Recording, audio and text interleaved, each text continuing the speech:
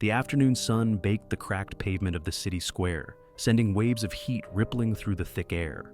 Cars honked impatiently in the distance. Pedestrians moved in hurried strides, their faces buried in their phones, too distracted to notice much of anything. It was just another ordinary day. But not for Noah Carter. He was kneeling on one knee beside an old sedan, his hands buried in grease as he tightened a bolt under the hood. The engine let out a stubborn cough, then roared to life. He exhaled, wiping the sweat from his brow with the back of his hand before leaning back on his heels. "Should be good to go," he muttered, standing up and rolling his shoulders, his muscles sore from hours of working in the sun. The owner of the car, an older man in a faded flannel shirt, gave him a grateful nod and slipped a few bills into his palm. "Appreciate it, son. I'd take it to a real shop, but they charge more than I got." Noah stuffed the cash into his pocket, forcing a small smile. "You're good to go, sir. Drive safe." The man climbed into his car, giving him one last nod before pulling away. "Hello, Mr. Pictures here.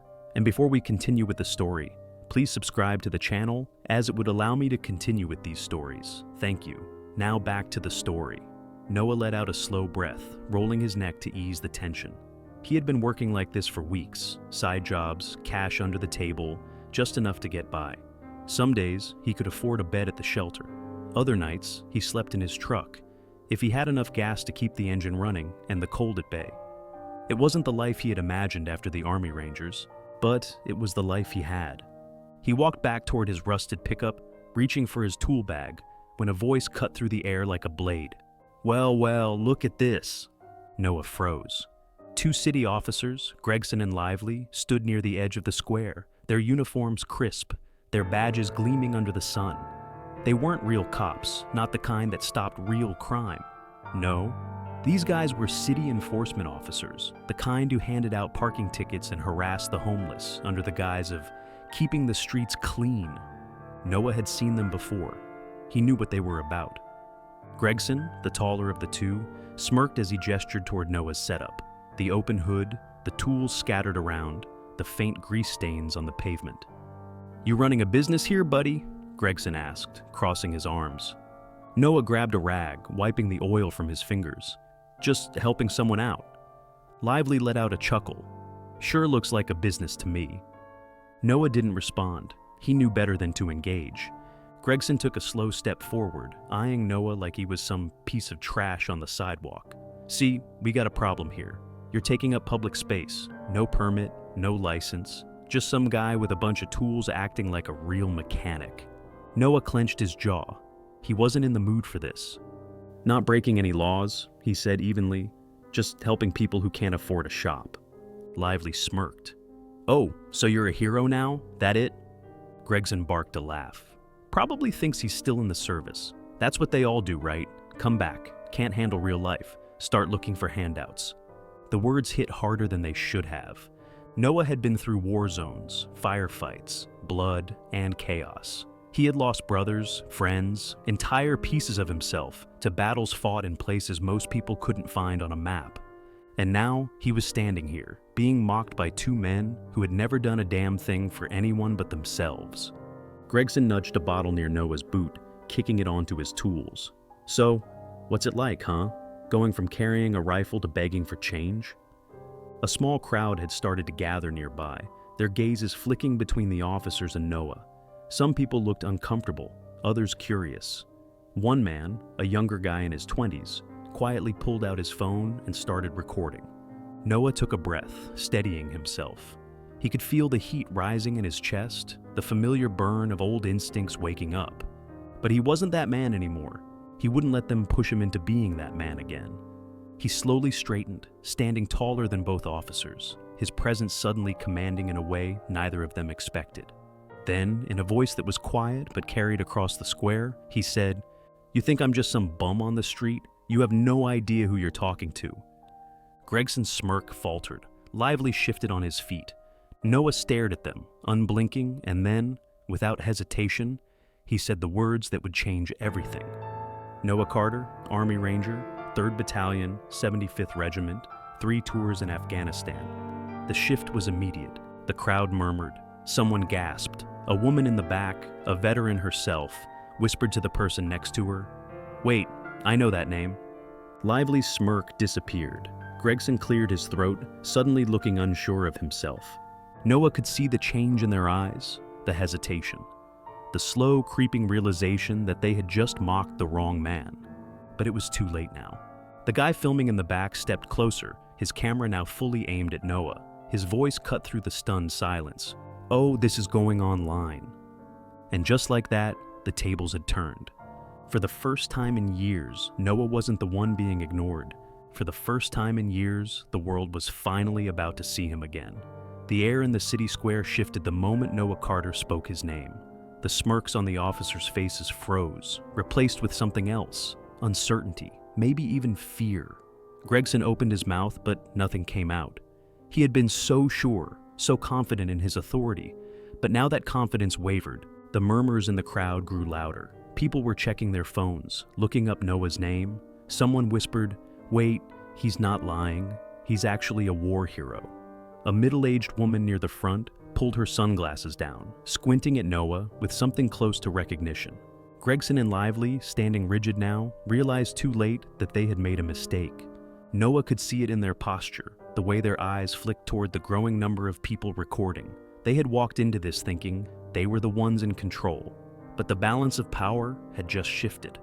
Noah stepped forward, slow and steady, his movements deliberate.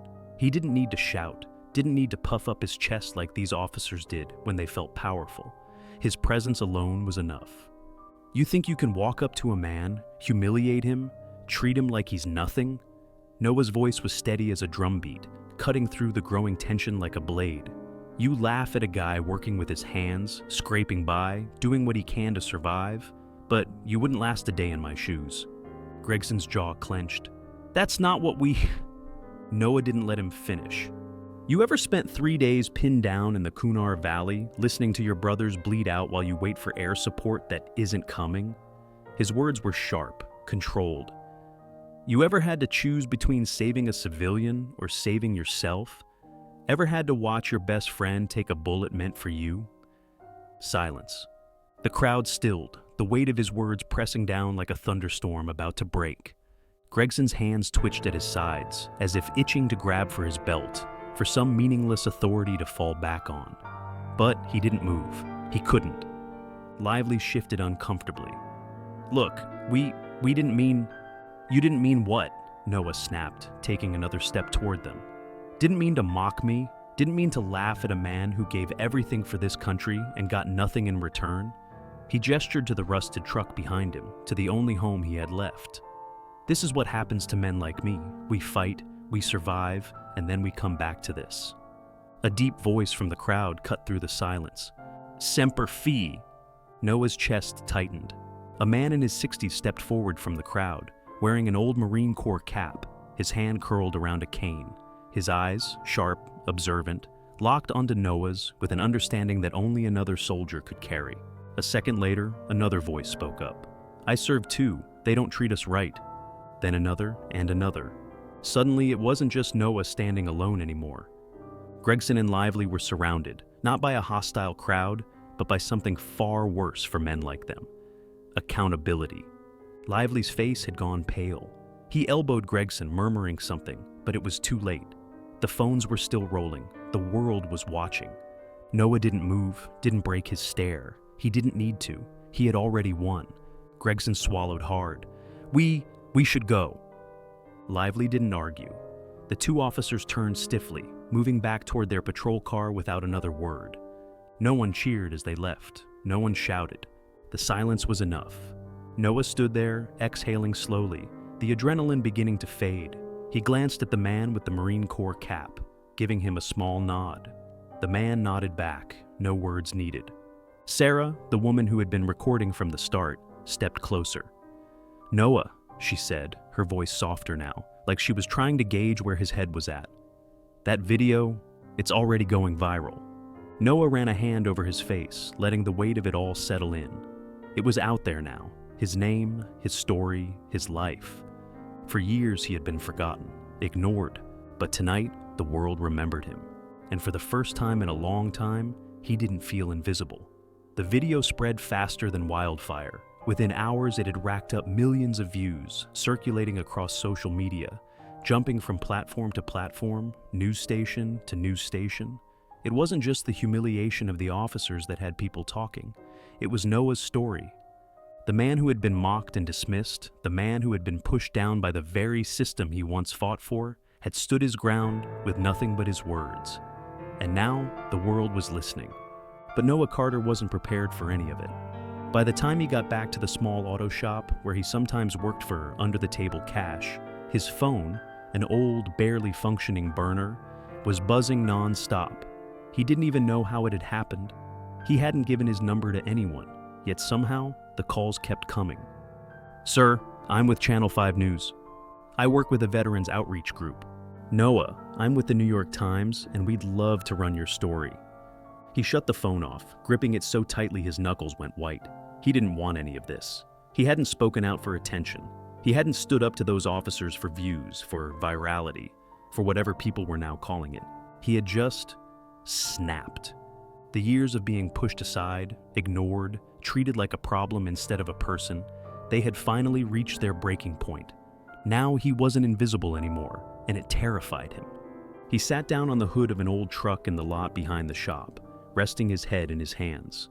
The roar of the city felt distant now, muffled, like he was suddenly removed from it, floating just outside of everything that was happening. A voice broke through his thoughts. "Didn't think I'd ever see your face on the news, Carter?" Noah's head snapped up, his body instinctively tensing at the voice. It had been years since he had heard it. Standing a few feet away, arms crossed over his chest, was Captain Logan Myers, his old commanding officer from the Rangers. Noah blinked, trying to process if he was actually seeing this, or if his brain was playing tricks on him. The man standing there hadn't aged much since Noah last saw him, still built like a brick wall, still carrying that same quiet authority that had made men listen when he spoke. Noah stood, his movements slow, cautious. "Captain?" His voice sounded rough, hesitant. "Not captain anymore," Myers said, stepping closer. "I left the service a few years back, civilian now. Like you." Noah almost laughed at that. Like him? Myers had a life, a career, a home. Meanwhile, Noah had a rusted-out truck and a duffel bag full of memories he'd rather forget. "You came all this way just to see me?" Noah asked, his tone half joking, half skeptical. Myers didn't smile. "I saw the video." "Of course." Noah sighed, dragging a hand down his face. "Yeah, well, so did half the damn world." Myers studied him for a moment, and Noah hated it. Hated being under that gaze again. The one that saw too much. The one that had once read him like a book, even when he thought he had nothing left to give. "You look like hell," Myers said finally. Noah huffed a dry laugh. "Yeah, well, can't say the years have been kind." A beat of silence passed between them. Then, Myers reached into his jacket and pulled out a folded piece of paper. "I know you don't like asking for help," he said, handing it over. "So I'm giving it to you before you get a chance to say no." Noah took the paper, unfolding it with reluctant fingers. It was an address, a name, a job offer. Noah's throat tightened. He glanced back at Myers, his jaw locking. "I didn't do this for a handout." Myers nodded. "I know." More silence, more unspoken words. Noah gripped the paper tighter. He wasn't sure if he was angry or grateful, or both at the same time. "You always were a pain in the ass," he muttered. That time, Myers did smile. "Takes one to know one."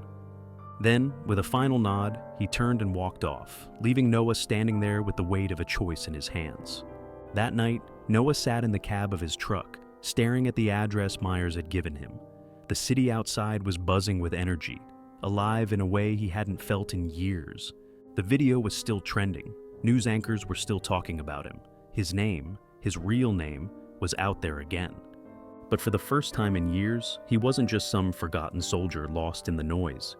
He was Noah Carter, and for the first time in a long time, he had a decision to make.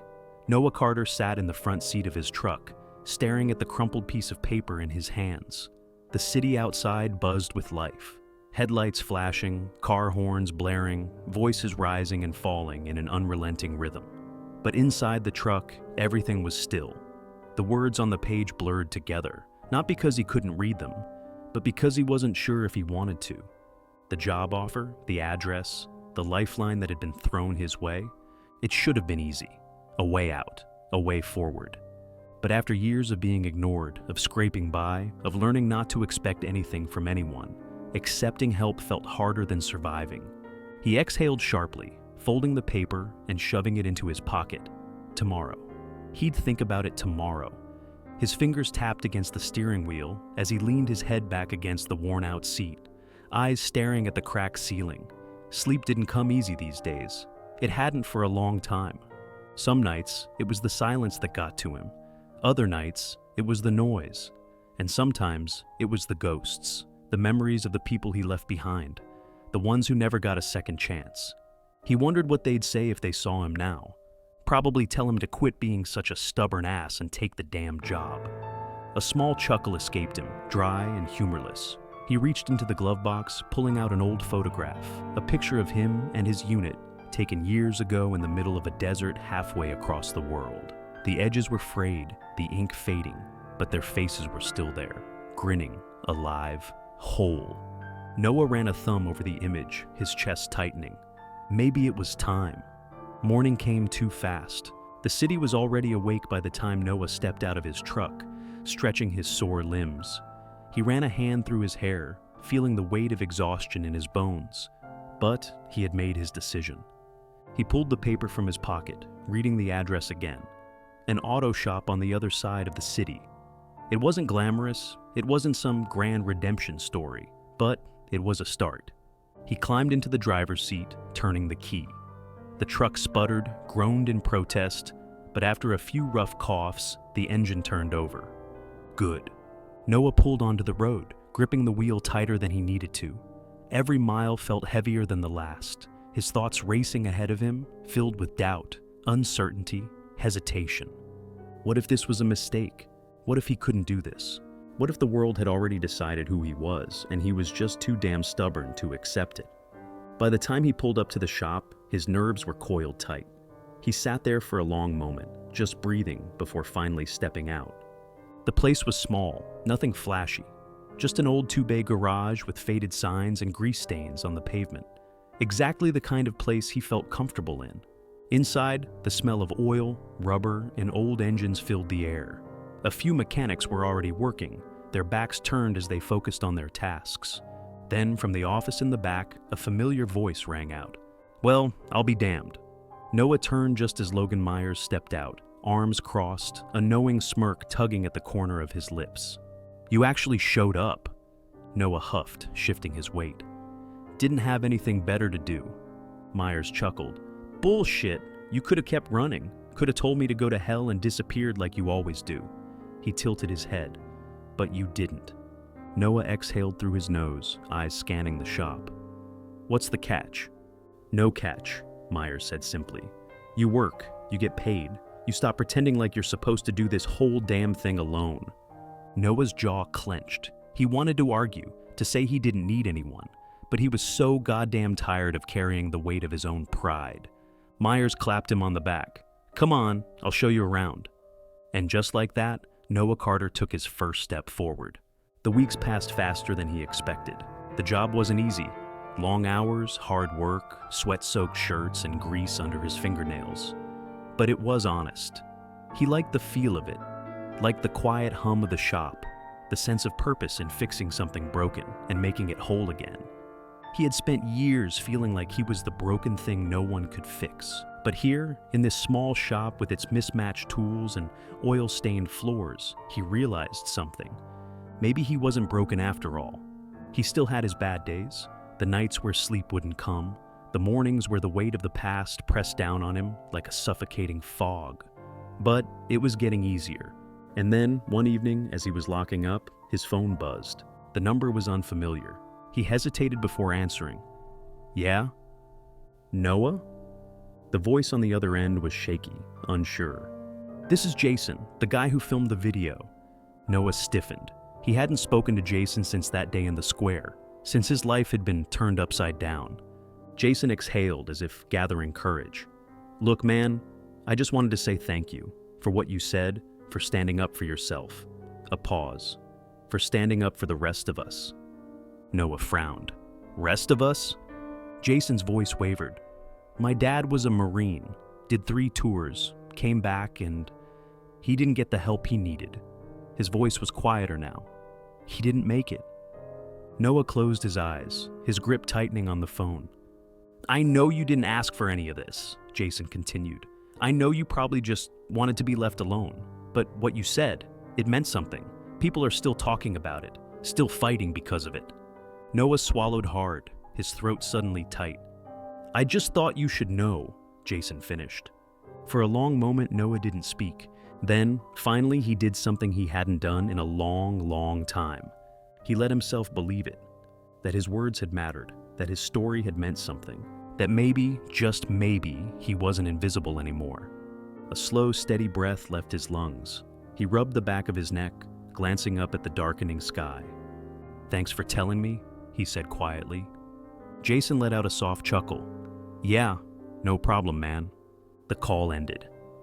Noah stood there for a long time, just breathing, just existing in the quiet, no longer drowning in it. Then finally, he turned, stepping back into the shop, the door closing behind him as he moved forward into something new. For the first time in years, he wasn't just surviving. He was living, and that made all the difference.